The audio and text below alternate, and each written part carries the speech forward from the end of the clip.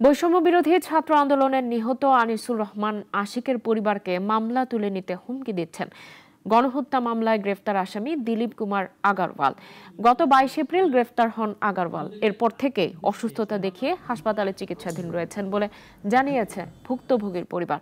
হাসপাতাল থেকে আগারওয়াল মামলা তুলে নিতে হুমকি দিচ্ছে এমন অভিযোগ নিহত আশিকের পরিবারের নিরাপত্তা চেয়ে নিহত আশিকের বোন তাহমিনার প্রধান উপদেষ্টার কাছে সহযোগিতা চেয়েছেন।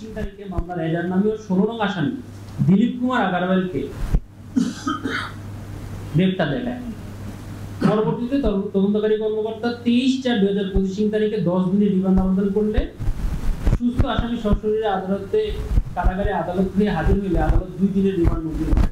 ওনার ম্যানেজার যে বিপ্লব সাহা কল দিয়ে উনি আগে পরিচয় দিছে যে আমি দিলীপ কুমার আগারওয়ালের ম্যানেজার বিপ্লব সাহা।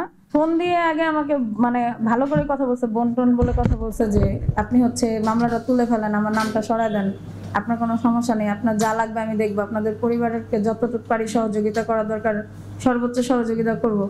যখন আমি বলছি যে না আমার কোনো সহযোগিতা দরকার নেই, আমি আমার ভাই হারাইছি, আমি সহযোগিতা দিয়ে কি করবো, আমার শুধু আমার ভাই হত্যার বিচার চাই, আমার কোনো প্রকার কোনো আর্থিক সহযোগিতা দরকার নেই। দিলীপের ম্যানেজারে বলছে, দিলীপকে বলছে। তারপর রাজি হয়নি দেখে উনি আমাকে ফোনের মধ্যে গালমন্দ শুরু করে দিছে, গালাগালি করছে। পরে তখন আমি রেগে গেছি যে আপনি আমাকে ফোন দিয়ে গালাগালি করতেছেন কেন, আমি মামলা তুলবো না তুলবো না, আপনি যা খুশি করেন। তখন বলছে যে আর কি বলছে আমি হসপিটালে আছি, আমি এখান থেকে শীঘ্রই বের হয়ে যাবো, আমার জামিনের ব্যবস্থা হইতেছে, বের হইলে কিন্তু তার পুরো পরিবারের কাউরে আর খুঁজে পাওয়া যাবে না, এক টুকরা মাংসও খুঁজে পাওয়া যাবে না।